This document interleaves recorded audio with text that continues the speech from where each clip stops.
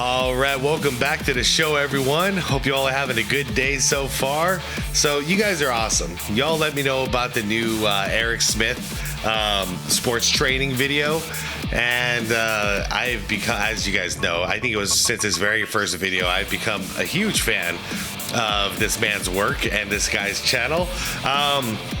Real quick, he's at 1.35K subscribers, so he's going up a little bit, but not as much as I would like to see, you guys. This is a great channel, so as I always remind you, the link to the original video here is down below in the description. Highly recommend this channel, you guys, if you haven't subscribed already.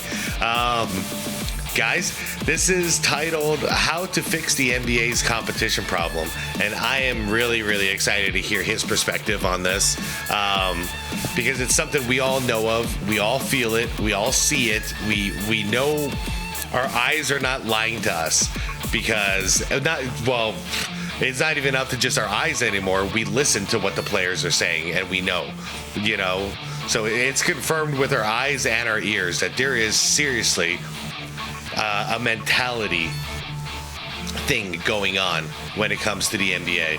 A mindset that basically says, well, I'm already rich, I don't care what you fans think, And it's pretty disrespectful, because in the entertainment industry, we are the customers. They are the product, we are the customers. And it's like, if you're just like giving a middle finger to your customers, it's like, well, what the hell? What the hell now? I'm gonna go find something else to do with my time.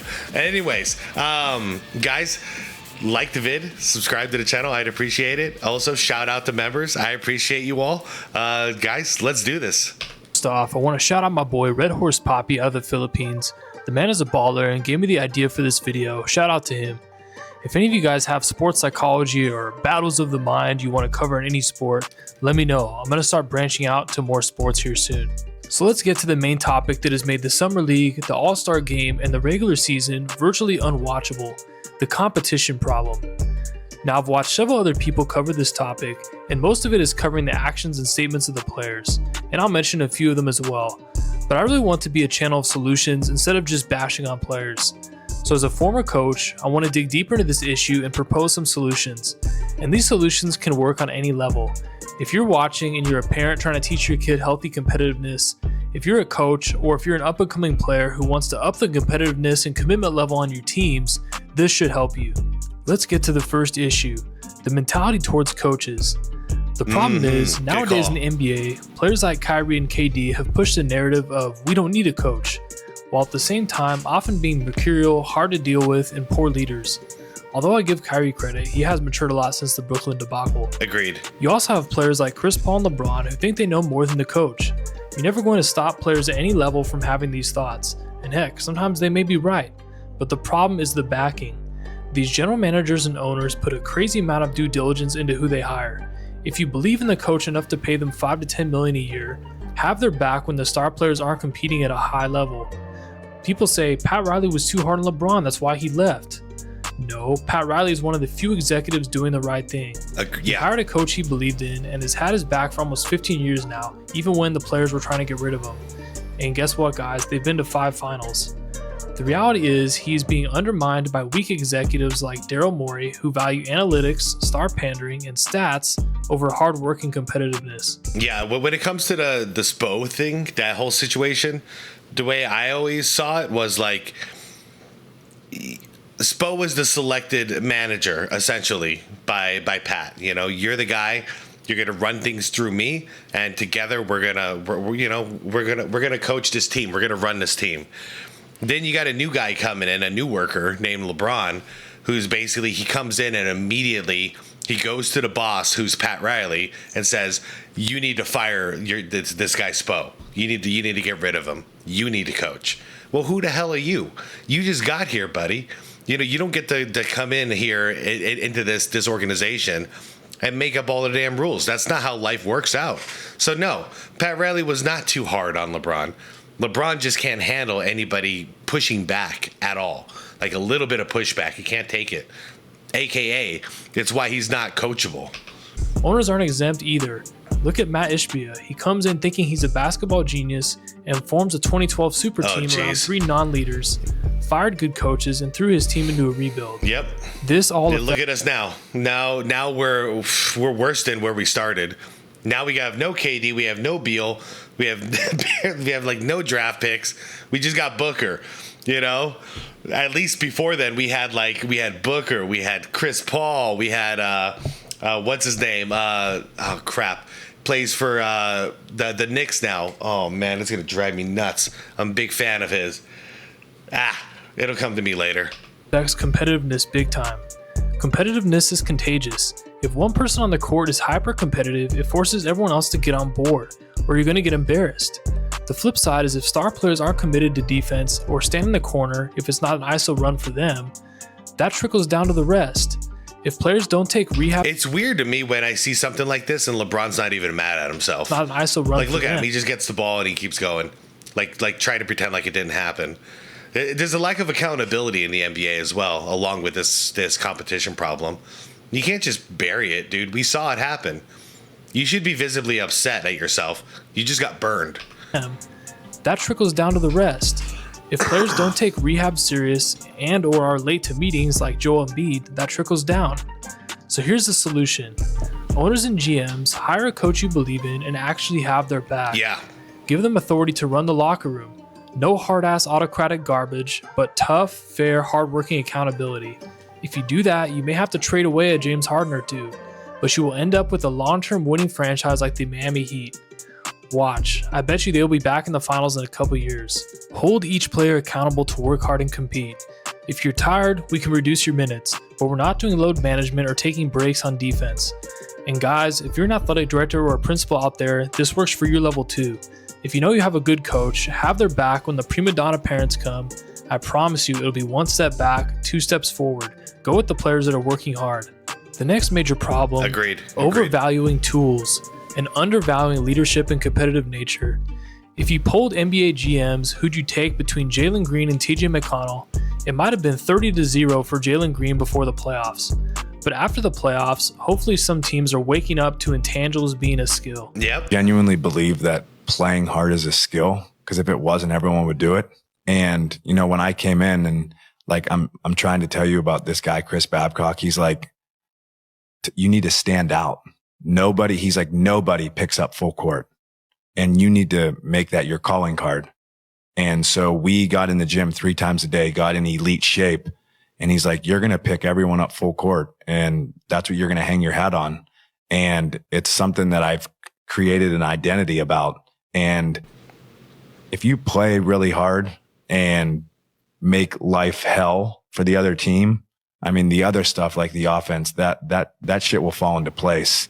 But if you're going and playing to exhaustion every time you're out there, like I said, it gives you a chance to make a roster and to get more minutes. I mean, I feel like I've made a 10-year NBA career on, you know, just outplaying people. Yeah, working hard. You have to have skill, obviously, but just making life really difficult on both ends. Now, quickly to LeBron. I love hearing that, and honestly, I was rooting for him in the NBA Finals here. Yeah, hard work. That's where we are in life, though. Like, all you have to do to stand out right now is work really hard. You know, that's all that you need to do. And I support any basketball player that they're putting hard work before numbers. Like, that's your Dennis Rodman kind of player. You know what I mean? The intangibles, the ones that you know, like he said, he's getting more and more minutes. That's because what he's offering is what no one else is offering, like he said, you know. So when he's on the bench, no one is bringing that intangible that McConnell was bringing. James, Kevin Durant in the All-Star game. It turned you into a 1 of 1 on the team instead of just one of 12 people who stand at the 3-point line and shoot threes, and I don't really play severe defense, you know? Like, then you better be a better 3-point shooter than everybody else on the team, or else you're not getting in that lineup. Now, if you guys remember, Michael Jordan and Dominique Wilkins were the 2 best shooting guards in the league in the late 1980s. They were both bona fide superstars and future Hall of Famers. Both players were averaging over 30 points per game, and they wanted to do the dunk contest to prove to the world who was the best dunker. Yep. And of course, knowing the savvy of MJ, he knew it would boost his shoe sales too. Now, LeBron and Kevin Durant have been but back then it was a rite of passage though, so everybody did it. Responsible for destroying All-Star Weekend. When MJ came into the league, players like Bird and Magic taught MJ about playing hard, especially in the second half. They spoke of the importance of using the All-Star game to grow the game.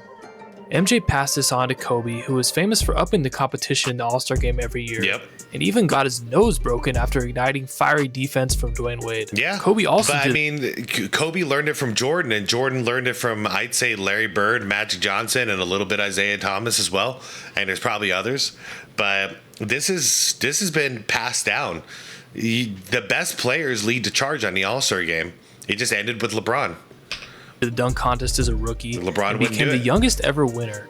He hadn't even really became a starter yet, but undoubtedly helped put him on the map and gained him many new fans and helped boost the league's popularity when Michael Jordan retired a year later. When Kobe began to age and the league was being handed off to Kevin Durant and LeBron James refused to do the dunk contest, and even to this day has not done it. Kevin Durant at least did the three-point contest twice in 2011 and 2012. But their biggest disappointment has been their leadership in the All-Star game. They have had the opportunity to teach the young players in the league about the importance of the All-Star game and at least making the fourth quarter competitive for the fans. But instead, they've led it so far in the opposite direction that the All-Star game has recently set records for most points. Hold up. I've read this before, but it's been a while. Kevin Durant says, I think it's more fun to complain about the NBA than it is to actually watch it. Crazy. Cancel All-Star Weekend and let's just give everybody a break, since we're so miserable around this time. I mean, it looks like that's where we're heading, man. But the thing is we'd actually enjoy watching it if there was a little bit of effort involved. Like, we're talking like 25%, you know?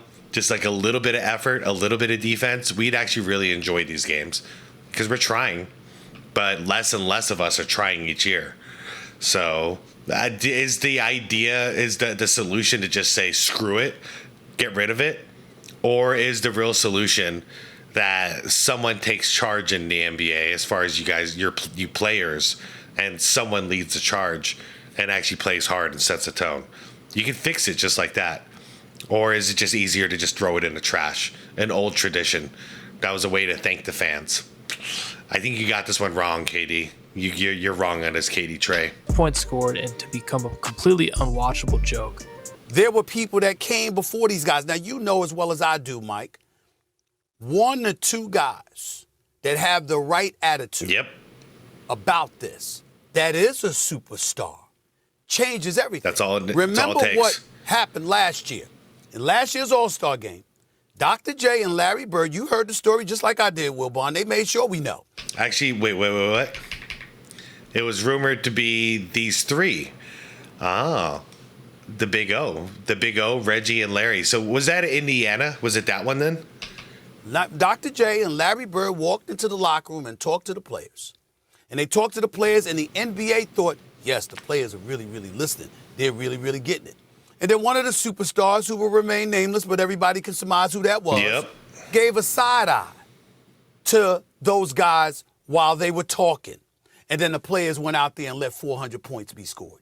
Now there is hope. Victor Wembanyama last year put in effort and wasn't afraid to shy away from a showdown with dribbling wizard Kyrie Irving. Yep, I'm glad you caught that too. I also caught what he said in the press conferences. He was talking about playing hard. Like, it's not that hard to play hard. And he was also on the bench telling his bench before the game, I'm going to go full speed.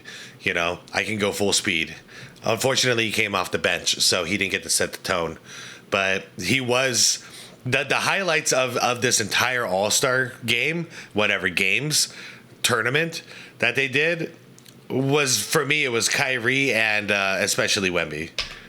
This gives us all hope that a new wave of leadership can bring forth new competitiveness and make it watchable again post LeBron and KD. You got this, Wemby. When scouts are looking on who to draft and sign, intangibles of leadership, hard work, and hustle should be valued just as much as jumping high. Now sure, you can potentially coach up an immature, young, one-and-done star to teach them more leadership, but usually making millions of dollars just brings out more of what was already inside you. The next part is firmly on us, the fans. Many fans only watch highlights on YouTube, Instagram, or TikTok and glorifying clips of people like Trey Young doing 35-foot pull-ups and Kyrie Irving putting on dribbling exhibitions. There's a great group of you hardcore basketball fans out there, many of whom watch this channel. That's crazy. Who value the beauty of the game, footwork, hard work, the competitive drive, and winning intangibles. But you guys are often drowned out by those glorifying a sick crossover over diving for a loose ball. Fair enough. Many of these young stars grade how they perform based on their Twitter and the social media sphere. KD thinking he was on his burner. wait. Let me. Okay. Kevin Durant replied to Cole Cash. Man, I respect the hell out of you, but give me one legitimate reason for leaving OKC. Oh wait, never mind. Okay, so that was the comment to Kevin Durant. Kevin Durant. Yeah, I remember this. I'm sorry, guys. I don't do social media, so it took me a second to get there. Yeah, this is funny though. KD responding, he didn't like the organization or playing for Billy Donovan. He can't come back from this. His roster wasn't that good. It was just him and Russ. Oh man. So no matter what, I forget that he says he didn't like that. He admits that he doesn't like the organization. Like, that's just different, man. That's just different. If we start gassing up the ones playing hard and calling out the ones who take off defense, maybe things can change. Oh yeah. Sorry, but to get to what Eric is talking about, I totally agree. Instead of like a monstrous block or like somebody diving out of bounds, like we used to see Dennis Rodman do all the time, these are the highlights. Now it's a half court shot at the end of the buzzer, you know what I mean? At the end of the shot clock, which is actually a terrible shot if you know basketball. Like, what the hell is the ball doing all the way at the half court line, basically, when there's 1 second left on a shot clock? I don't care if that shot goes in or not. That's a terrible shot. But we're glorifying these moments instead of like the real, the real moments that we should be appreciating, like the hard work, like McConnell, you know what I mean? Like people pulling that off. Whenever I see Wemby in highlights, I don't see all of his blocks. I just see like a one-footed three, I have to watch the actual game in order to see all the context and see what else he did. So when I went back to Minnesota, knowing that this was my last stint, I started to see it there. When I came in the locker room, first off, nobody was in the locker room. I went to the training room, everybody in the training room, chilling, leg up, phone. Hey, babe, hey, girl, you chill. This halftime. I seen a motherfucker put his name in the Twitter search, and I'm like, that was never a thought. So, I'm OG. Hey, man, let me see everybody in the locker room for a second. I was like, yo, bro, what's this? And then Rubio. Nobody wants to talk, man. Everybody's on their fucking phones, man. We need to figure out the fucking pick and roll. Like, yeah. It's that part of the game that sucks the energy out of you because everybody's so worried about everything else now instead of what it was built on. Now, I mean, I get the same feeling whenever working with other people or even, which is sadder to me, which is like hanging out with people. Phones are constantly out. No one's really where they are anymore. They're not in the moment. They're somewhere else. Their attention is somewhere else, which means in a basketball game, their focus is not on the game. Their focus is on what people are saying about them. This is not cool, man. That's not cool. And also, I don't know how you guys feel about it, but when hanging out with friends and stuff, it's so hard. We're all guilty of it, but you got a group of people trying to hang out and get away and have some fun, and then everyone's phone is just like buzzing, text messages, phone calls, your girlfriend or boyfriend's like wanting attention and all this stuff, and it's like, dude, this sucks. It ain't what it was, That's the most But important. that would drive me crazy in a locker room to see people at like halftime when we should be talking about game strategy. What could we do better in order to win this game in the second half? Everyone is like checking Twitter and social media and, just focusing on what the world is saying about them. Like, man, there is a complete lack of focus. Problem is half us as a society and half the players. And that is, what are you playing for? Yeah. Now we can say the money, and yes, I know at a young age, many of the players blow all their money by the time they've turned 50. Well, let's just be real. It's money and it's they want approval. You know what I mean? They want the world to love them. But the thing is like if they actually focus less on social media and more on their craft, 10 more people would love him. You know what I mean? Like, that's all it would take. But it's hard to tell somebody in the moment, hey, look at that, like when you retire. You know what I mean? Go back and look what people said about you after you're done.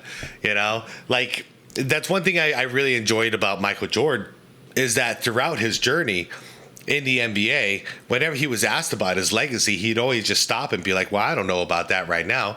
You know, he's like, whenever I retire and I hang it up, I'll take a good long look back, and maybe then I'll be able to understand what I've accomplished. But until then, I have a job to do. But that's not just NBA players. That's most young people taught on social media to live a high life for the here and now instead of investing. Yep. But the question remains, what are you playing for? Now, I've talked about this many times before on the channel. Every one of us, God has given every single one of us a gift. You may be saying, no, Coach Eric, God didn't give me any gifts. Yes, I promise you he did. You may just not have realized what it is. If you're a great athlete like these guys in the NBA, you've been given an enormous gift. Now, what are you playing for? Yeah. The night they lost to Orlando, I said, Michael, I'm about to get out of here. Let me know when you want me to see you, because I'll see you tomorrow. Michael had an obligation to himself, the fans, his teammates, the organization, his family, everybody. He said, if you're gonna sit down and take 3 hours out of your day to watch me on TV, I have an obligation to give you my best. To give you my best all the time.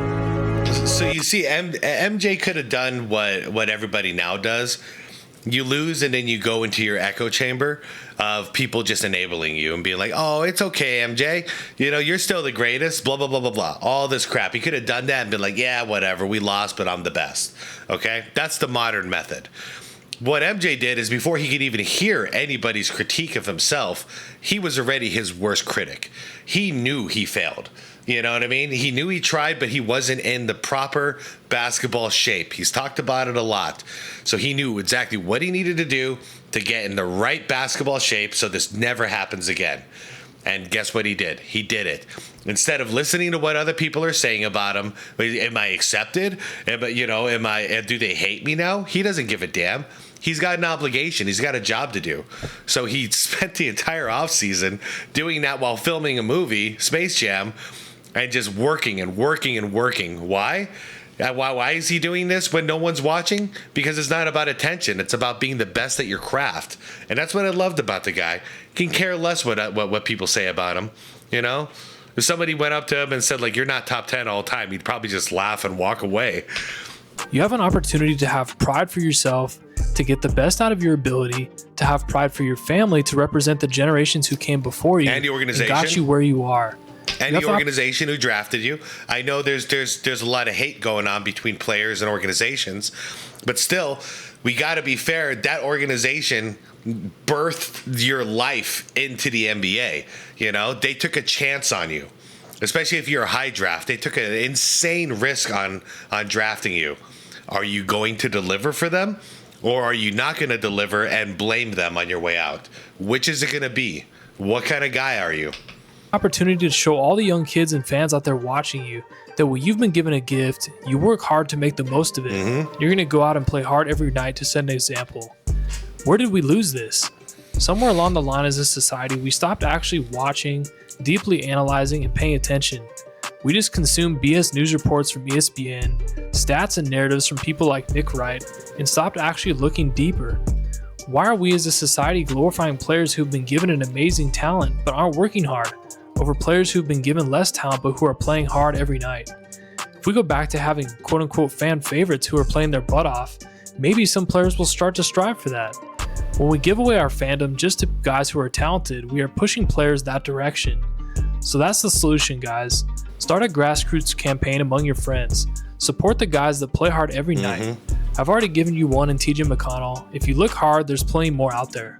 And last point, as I said, Caruso. He was the one player on OKC that I was actually kind of happy for when they won that championship. Like, Caruso plays hard too, man. And it's funny. That's where I've gotten now with the NBA is I'm looking for these outliers. Kind of, it's Eric, I guess we're kind of eye to eye when it comes to this, because I've already started doing that last year. Last season, I wasn't looking for the stars. I wasn't looking for the flashy players, the guys bombing threes or whatever. I was looking for the guys who are working their ass off, on offense and defense. And Caruso and McConnell, those two guys stuck out for me. Ted, for those of you who may be coaching or playing and dealing with these issues, please, guys, support coaches and players who play hard and do the things the right way over players with talent but who are cancers to your team. You may lose a game or two from it early on, but I promise you the culture will build. It will change your program into winners long term. Don't second guess people if the results don't come right away. Hard work and commitment always works better in the end. Agreed. This was a little different content than usual. I'd like to start speaking my mind more and covering a bit broader issues in sports. I really want to use this to make a difference, guys. I hope you guys liked it. Thank you again, Red Horse Poppy, for the suggestion. Love you guys. Peace. And you spoke from a perspective of a lot of fans, just the frustration with the lack of effort. Let's take a look at what you said. It's not just based on the skill and talent. It's based on the pride, honor, playing for the guy next to you. I got a question for the NBA players. What the hell are you playing for? Yeah. Take us into just kind of your thinking. There are core elements to sports that, to me, need to be staples. Agreed. You need to show up for fucking work. Yeah. You have to be on the fucking floor. I don't care. Like, for me, the team will support you. The league will support you if you can't go. If you're hurt and you can't go, fine.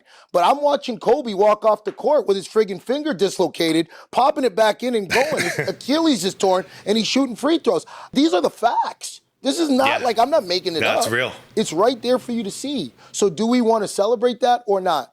Do we want to treat him differently because he speaks 5 different languages and he didn't grow up in the fucking hood? Like, no, the guy's a gamer. He's a gamer. Michael Jordan's a gamer. Those guys leave it all on the floor. I want to see athletes that want to go out and win at all costs and will give everything. Those are the guys I would go to war with. So it's not about fighting. It's not about going out there and fighting.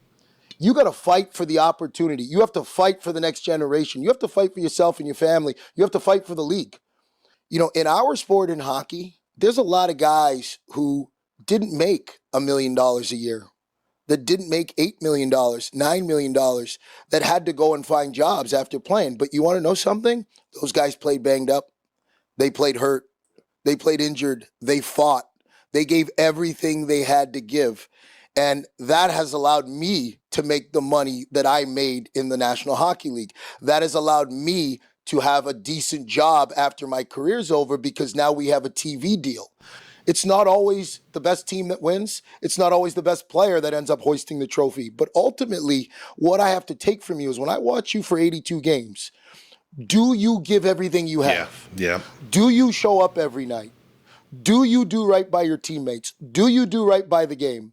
Because ultimately, that is the best part of your legacy. That is what people will remember about you more than your championships and your rings. Yeah, man. Wow, what an ending. Guys, are you subscribed yet?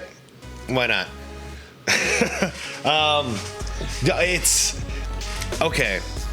That ending kind of just reminded me of something, because sports is supposed to inspire us, and what's inspiring about somebody who doesn't even show up to work? We're out here, in not in the NBA, obviously. If there's anybody who's watching that's in the NBA, that's pretty cool. But I'm pretty sure none of us are in the NBA, right? None of us are getting paid, $40 million, $50 million a year, right? We're all normal working citizens here. To think you can't even do the bare bones minimum, which is show up for work, that's where it really, I lose that inspiration when I watch these players, because it's yeah, dude, I could go out there and kick ass too if I took 3 weeks off. You know what I mean? Yeah, I can give you one great day after 3 weeks off, no problem. So that sucks. And then the whole what are you playing for? It's a really valid question. I think a lot of players right now would feel uncomfortable with that question because they wouldn't know how to answer it. What are they playing for? I don't think it's playing to win. I don't think it's playing to inspire and motivate people. I don't think it's any longer about like inspiring your teammates, motivating your teammates by leading, you know, by being an efficient and awesome leader. A guy who would never ask his own guys to do something he wouldn't, you know. That's inspiration. That starts on a battlefield, but that's what we do in sports as well. It's a simulation of battles. And that's what sports is. Two sides going head to head. Who's the leaders? Who's the captain? Who's the general? You know, and can you inspire your people to go in there and win this? You know, but you can't do that if you're on the bench. You know, you can't do that if you're in street clothes all the time, because now they're looking at you like, dude, you're supposed to be our leader, but here we are carrying the load for you. You know, I thought that was supposed to be your job. That's why you're getting the big bucks. That's why you get all the attention. You're supposed to carry the load for us, you know, and we have your back, you know, and you inspire us to have your back, like Jordan did, like Kobe did, like Bird did, and Magic did, and all these other greats, you know. I'm going to leave it at that because I think everything else has been said, but it's a real thing to watch someone do something. Off the top of my head, we covered Tiger Woods the other day. Tiger Woods made you feel something. I don't enjoy golf, but watching Tiger Woods, you know, play golf actually makes me want to play golf, if that makes sense to you. You know, I'm not a big baseball guy, but when I was a kid and I used to watch like Ken Griffey Jr., like that made me feel something. I wanted to be a slugger at that point.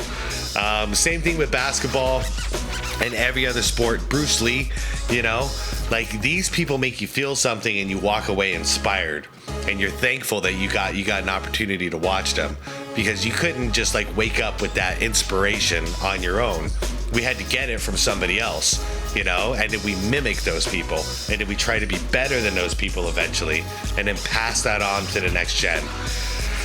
I feel like it's just broken now, you know? It's no longer about inspiring anybody. It's just about, everyone's just like playing their own game where they're the main character, you know? And everyone is just min-maxing in their game, and they can care less about whether the game survives or not once they're done, you know, having their fun with the game.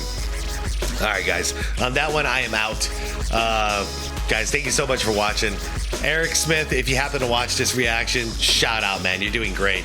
These videos, that like a video like this where you're just kind of speaking your mind on a topic, yeah, man, absolutely. Keep doing it. I thought this was fantastic. Guys, I'm out. Like the vid, subscribe to the channel if you want more content like this, and most importantly, like really, be water, my friends.